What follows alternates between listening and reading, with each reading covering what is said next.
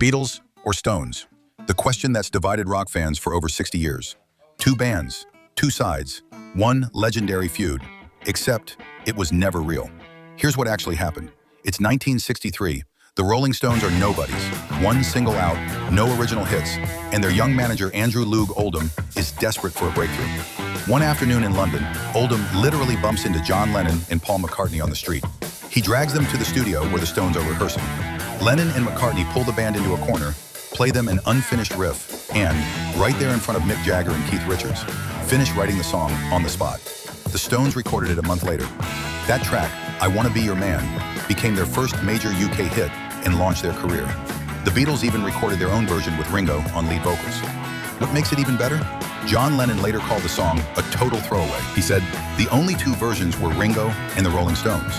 That shows how much importance we put on it. We weren't going to give them anything great, right? In other words, the Beatles casually handed the Stones a leftover track they didn't care much about. Meanwhile, the two bands were secretly coordinating their release schedules so their singles wouldn't clash. Mick and Keith even sang backing vocals on the Beatles' global broadcast of All You Need Is Love. The so-called rivalry? Mostly brilliant marketing by Andrew Loog Oldham.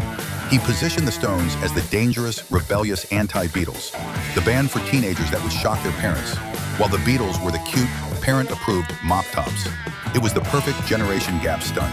It was one of the greatest marketing plays in rock history, and we're still arguing about it today.